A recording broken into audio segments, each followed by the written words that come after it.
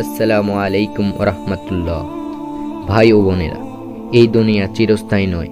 আমরা সবাই জানি একদিন এই জীবন শেষ হয়ে যাবে, কিন্তু তারপর আল্লাহ সুবহানাহু ওয়া তাআলা বলেছেন, প্রত্যেক প্রাণীকেই মৃত্যুর স্বাদ গ্রহণ করতে হবে।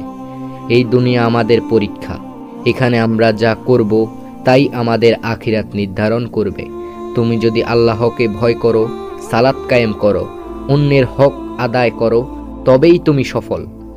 আর যদি দুনিয়ার পিছনে ছুটো, ভুলে যাও সালাত, ভুলে যাও পরকাল, ভুলে যাও নামাজ, তবে তুমি ক্ষতিগ্রস্ত।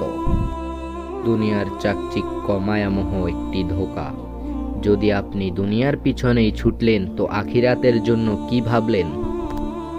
এই যে আমরা বাড়ি গাড়ি টাকা পয়সা ক্ষমতা নিয়ে অহংকার করি, মৃত্যুর পর এর কিছুই সঙ্গে যাবে না। হাদিসে এসেছে, রাসূল সাল্লাল্লাহু আলাইহি ওয়াসাল্লাম বলেছেন, বুদ্ধিমান সেই যে নিজের হিসাবের জন্য প্রস্তুতি নেয় এবং মৃত্যুর পরে জীবনের জন্য কাজ করে।